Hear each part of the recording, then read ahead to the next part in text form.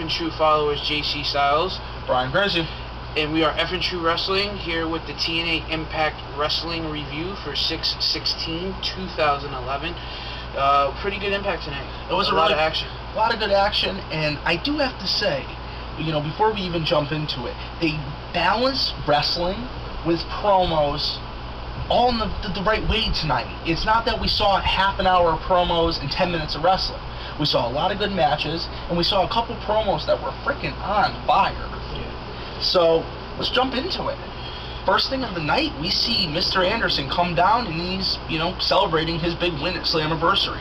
He's got basically a whole setup in the ring, a game machine and a table. And, 2 game machines. Yeah, a whole setup, you know, and he said, you know what? I invited some people, nobody came, I really don't give a crap.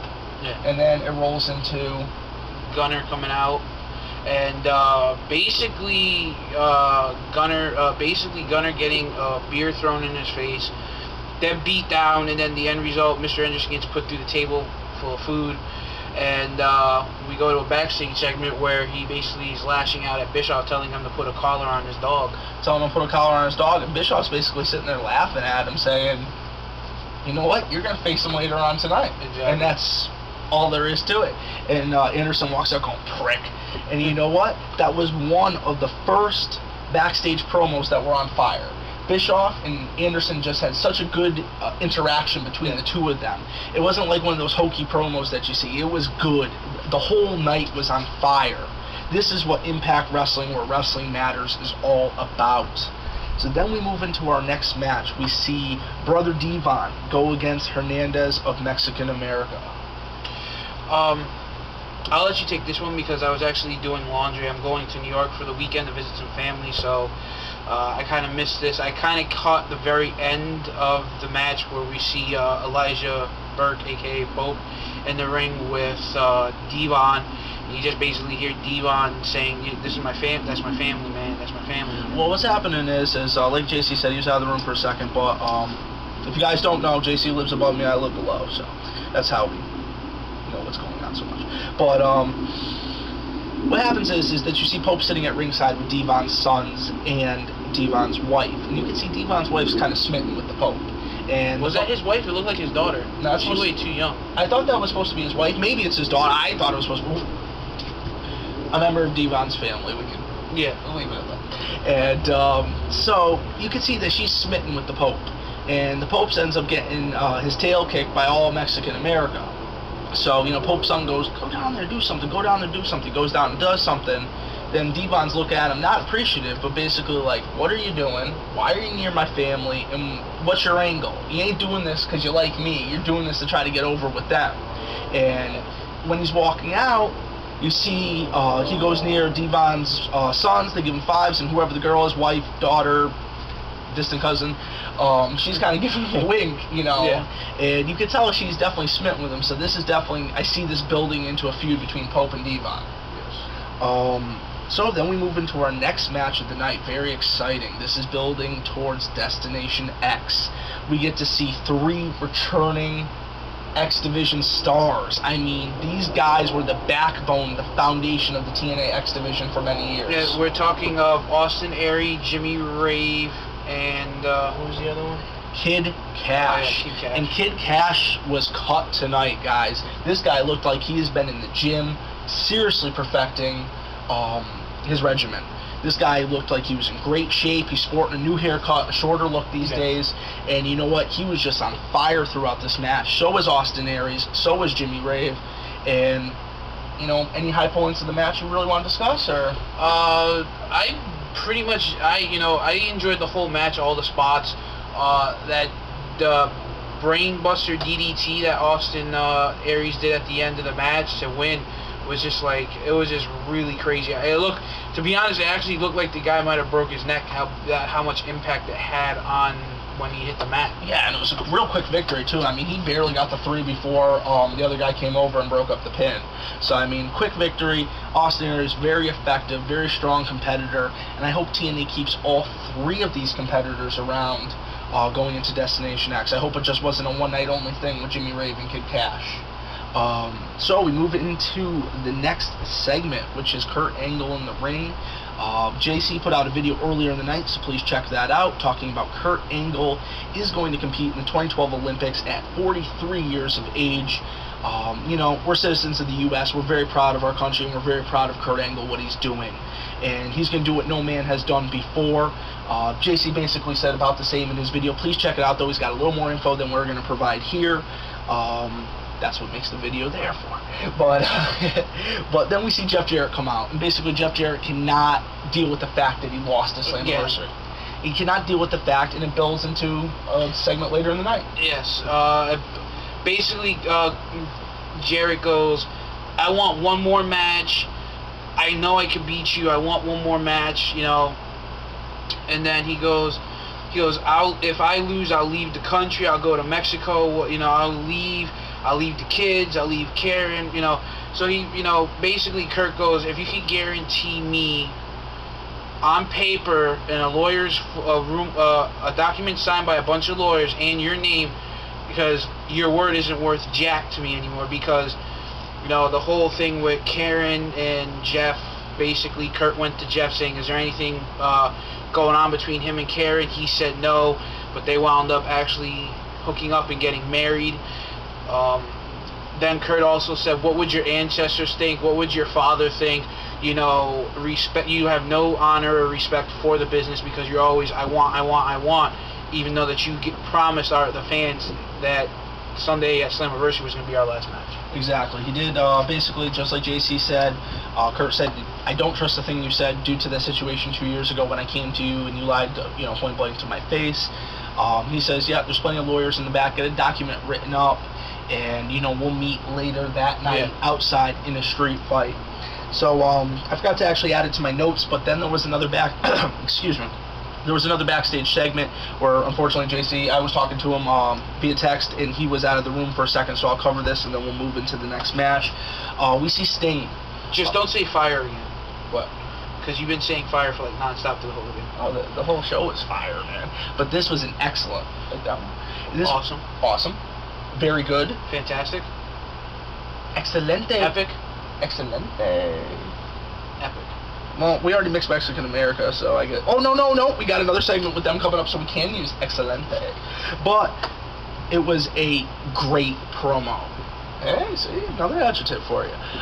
We see Sting basically confront Hulk Hogan backstage, and he's busting out, calling him Terry. He's basically saying, what happened to you? What happened to your ethics? What happened to the Hulk Hogan that, you know, came into WCW and promised to change the whole picture? What happened to the Hulk Hogan that talked about, you know, drinking the milk and eating the vitamins and saying the prayers? Drinking the milk was actually Kurt Angle. It was take your vitamins and say your prayers. I think Hulk Hogan used to say something about milk. He said take your vitamins and say your prayers. Alright, tough guy. Now while our JC is temporarily playing cameraman, basically he busts into and says, where is old school Hogan? And he goes to knocking everything off Hogan's desk, actually knocking Hogan back into his chair, choking him out with his forearm, and then taking the red faceplate, just like he did with Anderson the week before, and smearing the red facepaint. And Hogan was left just shocked. I've never seen this look in Hogan's face in all the years since he's turned heel back in '96 with the NWO. I've never seen this look. He was just like, holy shit, is this guy actually... He's stirring something up here. Is this the way I should be going? And is this where we're going to see... A lot of people have been speculating that Bischoff's going to bail on Immortal. Could we see Bischoff stay with Immortal and maybe Hulk Hogan become the face again? I mean, that's a possibility. That is a definite possibility. So, then we move into the next segment. We see Mexican America. Rosita and her conveniently named cousin, Sarita, go against Buns with a Z, Miss Tessmacher herself, and Velvet Sky.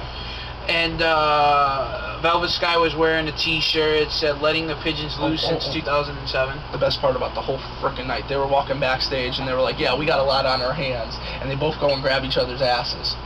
TNA, you did it again. I love you. And it was funny because Taz was like, yeah, you know, me and Velvet talk about these kind of things, you know, unlike you today. But he was basically hinting that he has... It's kind of like how King always used to exaggerate when he would say that he talks to all the divas, which he didn't really, barely ever talk to the divas because he was always at the commentator's table. But, no, it was really funny. The match was okay at best. I don't think it was all as great as I thought it was going to be. I was thinking the way that they were building up this match going into it, I was thinking that they were going to win, but we see ODB get involved and distract Velvet, where Rosita and Sarita double team on Buns? Yeah, on Buns. And we kind of see post-match a beatdown on, well, we see ODB taunting Velvet, calling her a whore, skank, and then we see the return of Miss Jackie. Exactly, and kind of feeding into that segment, we saw Tessmacher and Velvet Sky kind of have a little bit of a falling out in the ring. We see Velvet kind of upset that Tessmacher lost to being double teamed. I mean, what was she really supposed to do? So Tessmacher walks off, and I was really expecting her to, even though they had a little falling out there, for her to come back. But then we see ODB and the returning Miss Jackie both double team Velvet, which actually leads into a backstage promo a little later on, where Velvet tries to exact revenge on ODB, and Velvet and ODB both attack. I mean, ODB and Miss Jackie both attack Velvet. Excuse me. Actually, Velvet attacks. Velvet attacked ODB. Yeah, and then Jackie attacked. And then ODB got back to her feet, and she was whooping her tail too. But I mean, it was, out of all backstage segments tonight, this was the one I could have probably passed on. Yeah. I'm not gonna. It's not that I don't like knockouts. I love the knockouts. I've been supportive of them since I started watching TNA. Don't get me wrong, but just the way they kept repeating themselves and just it just didn't.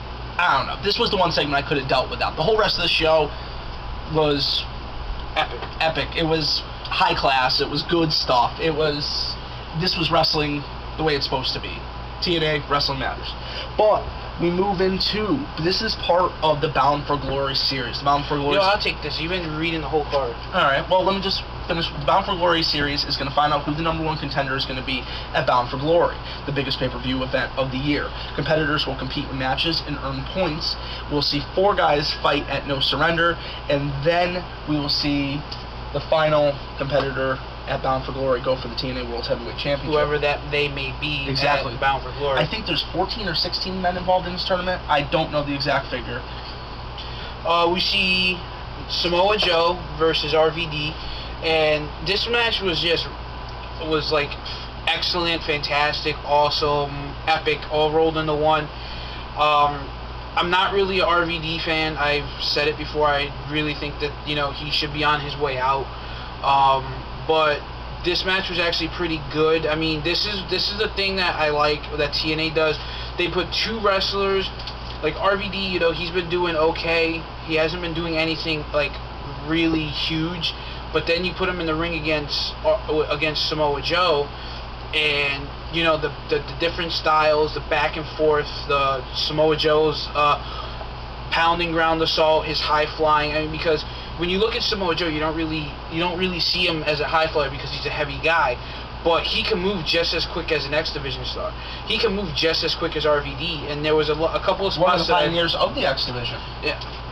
I like the one part of the match where we see our Samoa Joe do like that corkscrew plancha over the top, and then when RVD jumped on the second rope, he went to go do like the crossbody, like a diving crossbody, and Joe just kind of like walked away as RVD was midair. It was a very good all-around match. Yes, the action was definitely there. The back and forth was amazing. You saw one guy hit a move, get a close pinfall. Then the next guy was back to his feet, hitting a move, getting a close pinfall. I thought RVD was very close when he got Rolling Thunder. Yes. But Samoa Joe just kept going and kept going and kept going, and it was a fantastic contest. But at the end of the day, we see RVD advanced in, well, it didn't advance, I guess, got a point. 7 points. 7 points? I don't know how the point system works. When we get more details, we will bring it to you. Just for right now, RVD is the only one on the leaderboard right now with points because he was the only one that had a match tonight. Yeah. Then we move into, well, I want to say the Samoa Joe RVD was the main event of the night. Yeah. I do want to touch on one thing, though. You kind of said that you're kind of, tired of seeing RVD because you've seen him for so many years. You've seen him in ECW, you've seen him in WWE, now you're seeing him in TNA. I think RVD still has what it takes. I think he's a real solid competitor, but if they do not raise the bar with him and start putting him in higher profile matches like they did tonight, he's going to get lost in the mix. Just like how Samoa Joe has been lost in the mix. Yeah. You took 2 great competitors, you let them shine, and this is where things happen. Now, big news, guys. Destination X Samoa Joe, AJ Styles, Christopher Daniels is rumored to face in the main event. Huge. This is what we need. This kind of momentum. You know, I started watching TNA not too long after this pay-per-view. I actually I started watching it on, you know, Fox Sports Network, and at the time I really didn't have a cable box, so I couldn't order the pay-per-views. This was before I knew that the stuff was being leaked all over the net, spoilers, this, that, and the other, videos on YouTube, stuff like that. And me, I'm more one for ordering pay-per-views. I don't watch the streams like I know a lot of people out there do. Well, I think the thing that comes down to it too, it's not that, you know, we're down on people that watch streams. If that's your only way to be able to get the content, then go for it. We like to, especially with TNA, we like to buy the pay-per-views because they only get 5,000 buys, and we actually enjoy their product. There's a lot of fans out there that just watch it because it fills the void. We enjoy TNA, so by sending that $35 down to Nashville, it helps their cause. If 50 of us do that, that's a lot of revenue we're talking about here. Oh, exactly. And you know, and like I said, I saw the match the very first time I saw the Unbreakable 2005 Triple Threat, Joe, Daniels, and AJ, was on the Best of AJ Styles Phenomenal Volume 2, and I was like, you know, it was an awesome match. I enjoyed it. I loved it, and it was that match alone which actually started me following it continuously and picking up more of the DVDs, picking up more of the content and the product, and ordering the pay-per-views. I think the very first pay-per-view I actually ordered for TNA, I'm sorry, was Lockdown 05. But, you know, I really didn't know when you could catch them, because I didn't watch it all the time. It was very seldomly I caught it on Fox Sports Network. But the 2005 match, if it is going to happen at Destination X, if it's anywhere as good as 2005 was, I mean, yeah, it's 6 years later, but it's going to be for one hell of a match. This is the match where what they need to do is they need to not book so many matches on the card and let that match go a half hour. That needs to be a half hour. If they're going to book it properly and it's going to be a clean finish, it needs to be allowed that 30-minute time slot. Oh yeah, it definitely needs to, I do agree, it definitely needs to be between, you know, 20, 25, maybe even 30 minutes, but it needs to be more than just a 10-minute match. You cannot hype up the rematch after 6 years and have it 10 minutes. It's just not gonna sit well with the fans. And you know, funny enough, there's, you know, actually, before we go into it, and we also, you know, and I'll let Brian get into. I think we forgot the most important part. What was that? I mean, this is huge. Brian Crazy and JC Styles have joined the Wrestling Revolution. Please check out WrestlingRevolution.com for news, info, and all the members of the Revolution. We are hoping to change the whole face of the YWC, starting with one subscriber at a time. So check it out. And also, while we're on the topic of plugging things, I've been doing a lot of annotations, little pop-up bubbles on a lot of our recent videos. Please subscribe and check out my baby channel, which is the Power Ranger Center. I'm uploading each episode in order. You're getting 2 episodes a day, like how it was back years ago in 93, 94, 95, or 94, 95, 96, where you got a new episode in the morning, a new episode in the afternoon. They're uploaded in 4 parts, but you could catch the whole episode from beginning to end. Please comment, subscribe. No commercials. Please comment and subscribe. You know, it's something that I was passionate about when I was a kid. I had the toys, I had the figures, I had the costumes. I went to the concert in Radio City Music Hall. I had a blast. I seen the movie when it first came out. My sister and my cousin Chris took me and my cousin Anthony to skip school, and we went and saw it. Well, we were supposed to be learning, and all of our friends were learning in school. Me and my cousin were out watching the Power Ranger movie. So that's what's wrong with you. But please check it out. It's my baby channel. It's something that I love to do.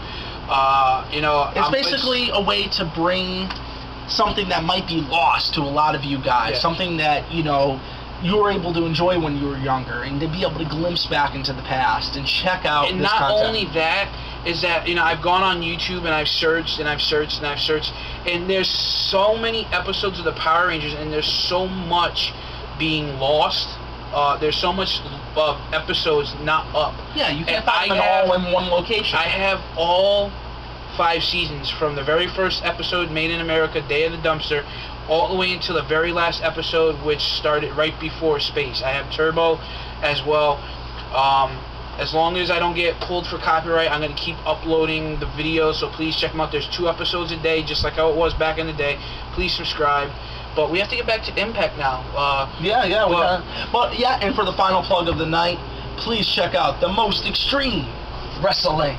Our boy Chronix and his lovely wife Crystal, they are very cool. Please check them out. They provide an excellent review of Monday Night Raw, and also provide great reviews of SmackDown, random news, and just a great site. It's people like them that make the YWC so great, and it makes us happy to be able to help out people like them, because they are, wrestling fans. They don't ask for it. They just do their craft every day, and we notice them, and we want to help them. Exactly. They don't come to us saying, hey, can you do this for me? No. You do a great job. You deserve to be recognized. Yeah. So this is our way of recognizing you. Also, keep doing your thing. Quick commenting that I wanted to say about the Samoa Joe, AJ, and Daniels. They also feuded in 2006 in a Ultimate X match, where we saw Samoa Joe going in, I think, as X Division champion, and we see Christopher Daniels, I think, pick up the win at in the Ultimate X match. And it just goes to show you that 3 guys who, I don't remember off the top of my head who won Unbreakable 05. That was Samoa Joe, because he was undefeated. Nice. Because he was undefeated going into the Kurt Angle streak. In late 2000, in December of 2006. Yep. But like I was saying, it's if the match goes the way we want it to, we're gonna get a good solid half-hour match. Sorry, I said hour, half-hour match. Even if it goes 20 to 25 minutes, that's reasonable enough for us. I would like to see it to go 30, just so we can get that extra epic factor. You gotta think, about 2 hours and 40 minutes on the card. They're probably gonna want to run 7-8 matches. I mean, I want it to be honest. If they're gonna book Samoa Joe, AJ, Daniels as the main event, they have to at least go 5 matches, and then have the Samoa Joe the triple threat match at the end be a half hour, because that's what the fans who like me who've watched it. Well, you're gonna get I watched it too, and I enjoyed it just as much as you have. And the thing about it is, not every match is gonna be a half an hour. You're gonna have some matches that are 10 minutes. You're gonna have some matches that are 15 minutes. You're gonna have some matches that are 5 minutes. It's all due to storylines, booking this, that, or the other. You can fit 8 matches on a card very nicely, as long as there's not too much fluff and BS around. Yeah. But what I'm just trying to suggest to TNA, even though they'll never see this video, is that don't go for the whole shebang and try to fit 8 matches into a 2 hour and 45-minute pay-per-view. That's what creates the interest. No one wants to spend $35 for 5 matches, even if they're 5 banging matches. But that's how they were back in the day. They were $30, and you were getting 5 fantastic matches. Yeah, but a nice card is you get to see a little bit of every feud. And that doesn't mean every match has to be a half an hour. 2 hours and 40 minutes. You have a half an hour match with Samoa Joe and AJ Styles and Daniel. Say half an hour. You still got 2 hours and 10 minutes. So you have 4 15-minute matches. So you still have an hour and 10 minutes. You're already 5 matches into the card and still have an hour and 10 minutes to go. And you can still do 2 more matches, call it 7, or you can do 3 more matches at 20 minutes. Well, yeah, but we also don't forget that the Ultimate X match is probably going to bite up a lot of time, too. Yeah, so, you could see anywhere from 5 to 8 matches, and it would work well. And a solid, good Ultimate X match, if they're going to book it properly and they're going to have quite a few wrestlers in the Ultimate X match itself, I don't want to see a 10-15 minute. I want to see the Ultimate X how it was back in the day, a good solid 20-minute of action. Well, long as the action. If you're going to get guys like Austin Aries and Jimmy Rave, and you're going to bring as long as the action is consistent, then you'll keep the fan interested. If the action is not consistent, they see the match starting to draw down, they're going to end it out. Like with Slammiversary. Yeah. Like with Slammiversary with me. I mean, it was a fantastic pay-per-view, and I respect all the wrestlers that competed. It was just that there was, to me, in my mind, it wasn't worth the $34.95 that we spent on it. And I think Slammiversary had so some of the matches had questionable. Capital Punishment is gonna, the crossover to WWE for a second. Capital Punishment is gonna be good this Sunday. Don't get me wrong, but I have a feeling that Slammiversary 9 was probably a better show. It probably will be a better show. I just think that the way that they booked Slammiversary was good. The build-ups for all the matches were there. Just some of the endings were questionable. Yeah, some of the endings were questionable, and all the endings that were questionable. But we still got 2 more matches on Impact. We still got the Gunnar Murphy Anderson, and we still got the. So let's get back into Impact. We talked about everything but Impact. So the next. We talked about everything except for the last 2 matches. Well, for the last 5 minutes, we talked about everything but Impact. We're at 25. Sounds good. We're going to close this up in a minute anyway, but let's talk about these 2 contests. We see a non-title contest. We see Mr. Anderson, the TNA World Heavyweight Champion, go against Gunnar, formerly of Gunnar and Murphy. And this guy brings a lot of freaking intensity to the table. If you guys don't know, he's a former NWA National Heavyweight Champion. That is not the World Heavyweight Champion as TNA used to have in, you know, all the great NWA promotions over the years. But this is the NWA National Championship. It's defended, I believe, down south, if I'm not mistaken. Gunnar was it. He brings a lot of intensity to the table, and this was a pretty good match. He definitely was. He can hang with the main event. I mean, he really can. It definitely was. I mean, we've seen him go out there, and he gave it his all. We've seen a good contest between him and Anderson. Anderson got a little cocky, and he called for the mic, and the mic dropped, and he says it's still TNA champion, which the match wasn't even for the TNA. That was non-title. That's why I was like, it was a non-title. And just as he was getting ready to hit the mic check, we see Gunnar hit this Cyclones type move, which F5. But we see him pick up the win. So we see him pick up the win. So does that mean that he is in contention for a TNA title shot now after Kurt Angle? Well, the way I see it is, HH said that Sting is going to get his title shot on the 16th. Well, seeming not today, it's the 16th. So I would guess they're talking about July 16th. So that must be the night after Destination X. Yes. And so I guess we're going to see at Destination X, we're going to see Mr. Anderson go against Kurt, or we're going to see that at the following pay-per-view? No, that needs to be Destination X. Okay. Because if Kurt's going to start, wants to be, is going to serious about with the Olympics, he needs to have the allotted time. Kurt's my favorite wrestler, you know, and this is one of my favorites. And this is where I see the problem, though. Sting was the champion. Yeah. He deserves the rematch.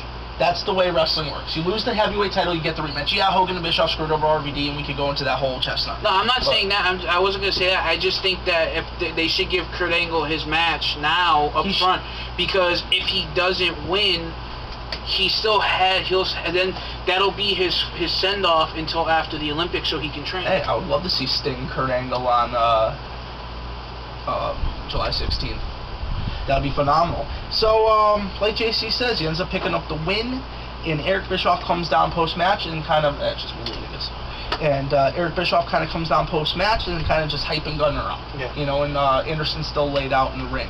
So we move into the final segment of the night. Jeff Jarrett, Kurt Angle, street fight, backlot brawl. It looked like the endings. It looked like the end scene from. If you've never seen this movie, it's called Never Back Down. It was a UFC movie. It was like a UFC type movie. These 2 kids. One of the kids goes to a party. He basically gets beat down on the kid who's been in mixed martial arts. The kid trains to fight and stand up to the bully. And the ending thing is the guy got eliminated out of the tournament, so he didn't go through with the tournament. But the final battle was in a parking lot, and it was just like the Kurt Angle Jeff Jarrett match was almost reminiscent of that. We see Angle doing like rear naked chokes. We seen him go for triangle chokes, arm bars. You know, I think I even seen him try to go for the Kimura arm bar. Hey, so he said it was no MMA, no bullshit, but it was like almost like an MMA street fight. Hey, I just, due to the, remember that controversy over a lockdown over the RKO, I think ADR is going to be tweeting tonight, hey, using my arm bar. But also, check that movie out, guys. It was definitely a good movie. It's called Never Back Down. It was pretty cool how they had it set up tonight. They had all the superstars out there. They had a whole bunch of cars kind of in a circle with their headlights on, kind of giving some mood lighting to this whole situation. We saw some back and forth. Kurt Angle was dominant. Then Jeff Jarrett got the upper hand, and you see Bully Ray just pushing him. Hey, Jeff, just keep getting him, keep getting him. We see Jeff do the stroke into a car hood. We see then Kurt do the Angle slam, and he's choking him out. Kurt Angle walks away. But 29-12. Did Jeff Jarrett mummer, I quit? What did he say? And Bully Ray and all the Mortal guys are saying he said nothing. So end result, I don't think we really had a decisive victory out of this situation. And I think Jeff Jarrett just basically said, okay, Kurt, you win. Just to sum it up. because obviously whatever he said, Kurt relinquished the chokehold. Yeah, but that if he he had. officially didn't quit, or maybe Jeff can use that against him and stay in the country, and maybe not have to go to Mexico. I don't know. He is written in the contract if he lost. Yeah, if he lost, but I don't think he. Depending on what he murmured, he might have never actually technically quit. So Kurt Angle just walked away. So it's kind of a no contest.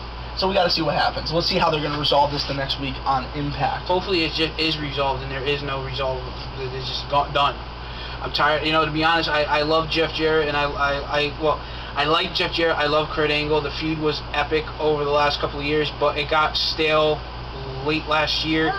Their matches have been incredible. I think their matches have been incredible. But the thing is though, you have a guy like Jarrett, and you have someone with you have someone like Kurt Angle, who has so much credibility in the business, and then you have him jobbing to Jeff Jarrett 6 straight matches. So Kurt did pick up a win in between there, but the thing is though, Jeff Jarrett has been in the wrestling business for many years. He is a ring veteran. He's a ring general.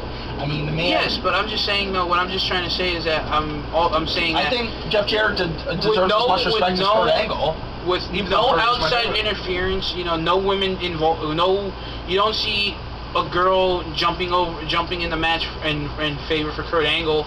It's just I don't think it's right that. Well, that's how you have the heel versus the face, and that's how they push the match. They pushed Jeff is the guy that needed this person to win the match, and this, that, and the other. And the match of Lockdown was on fire. The match of Slammiversary was on fire. I'm not gonna lie, I wouldn't mind to see one more out of these guys. Joey thinks the feud's a little stale, but we were at 30 minutes, and if we still got any of you guys with us, we're gonna cut this short now. Yes. So we'll cut it short to cut it long.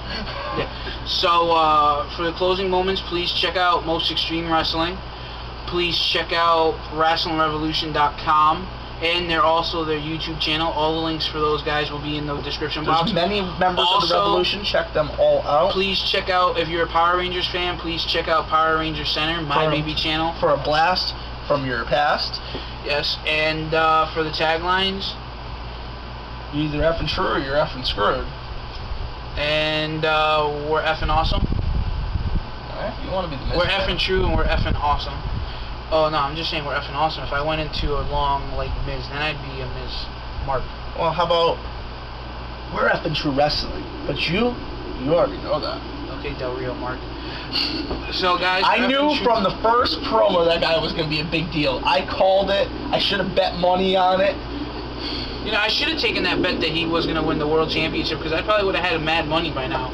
But for effing true wrestling, have a good night. Unfortunately for me, I will not be back on YouTube until Sunday night for our Capital Punishment review. So guys, if I don't see you by then, have a good weekend. Please check out Power Ranger Center at Most Extreme Wrestling and Wrestling Revolution, and have yourself a great weekend. Yeah.